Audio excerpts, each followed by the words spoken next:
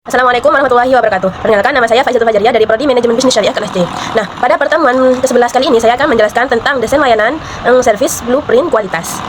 Pada slide pertama yaitu akan menjelaskan tentang pengertian service blueprint. Nah, service blueprint adalah peta visual yang digunakan untuk apa? Untuk menggambarkan seluruh proses layanan, mulai dari tindakan pelanggan, interaksi dengan karyawan, hingga proses operasional di belakang layar yang mendukung layanan tersebut. Service blueprint dikembangkan untuk apa? Untuk membantu organisasi memahami dan mengelola layanan yang bersifat tidak berwujud, sehingga kualitas layanan dapat ditingkatkan secara lebih sistematis. Nah, selain itu, service blueprint berfungsi untuk apa? Berfungsi untuk menghubungkan pengalaman pelanggan dengan infrastruktur organisasi. Agar apa? Agar layanan menjadi lebih efisien, efektif, dan berpusat pada pelanggan.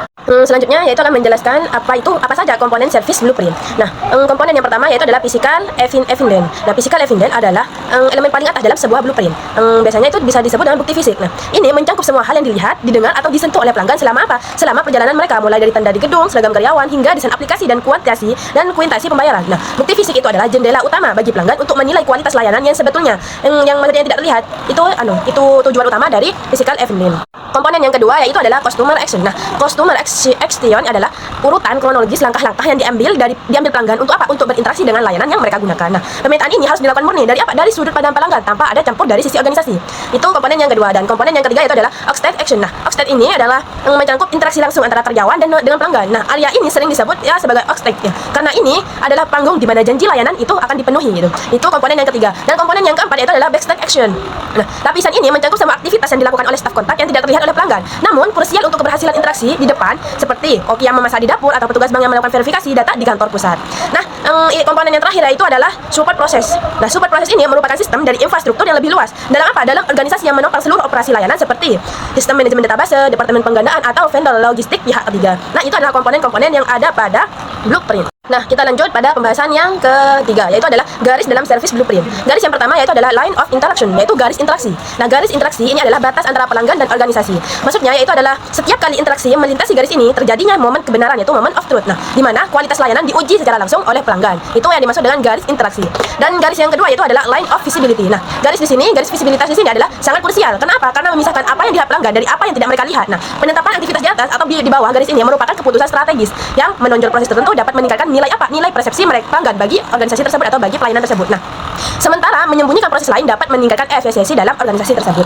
Itu adalah garis pemisah sebagai batas fungsional. Selanjutnya itu adalah service blueprint dalam manajemen kualitas layanan. Nah, kualitas layanan bukanlah sebuah kebetulan. Ia adalah hasil dari perencanaan yang teliti dan eksekusi yang konsisten. Nah, service blueprint berfungsi sebagai apa? Sebagai instrumen diagnostik yang menghubungkan dimensi kualitas abstrak dengan tindakan operasional yang nyata. Dalam literatur manajemen, hal ini seringkali dibahas melalui interaksi dengan model apa? Dengan model survei kual.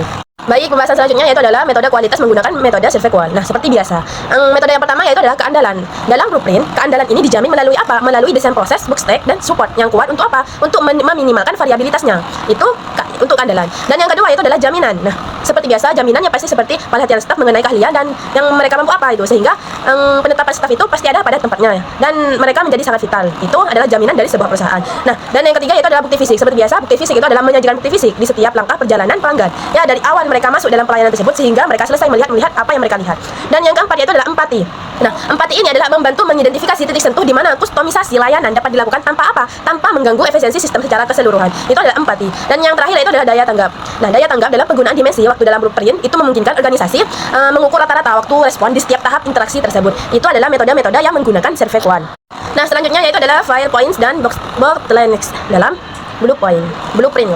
Nah, file point adalah momen dalam proses di mana probabilitasnya terjadi kesalahan sangat tinggi yang berpotensi merusak seluruh pengalaman pelanggan. Nah, maksudnya dalam file point ini adalah menjelaskan tentang kegagalan yang akan dihadapi dalam pelayanan tersebut. Itu dalam file points. Nah, dalam bottlenecks itu adalah atau bisa disebut dengan hambatan. Nah, hambatan ini terjadi ketika satu bagian dari proses layanan memiliki kapasitas yang lebih rendah daripada bagian lainnya sehingga menyebabkan penumpukan tugas dan waktu tunggu yang lama bagi pelanggan. Itu dalam hambatannya. Baik, pembahasan yang selanjutnya yaitu adalah langkah-langkah dalam pembuatan service blueprint. Nah, langkah yang pertama yaitu adalah identifikasi. Nah, dalam identifikasi ini adalah menentukan proses layanan dan segmen pelanggan.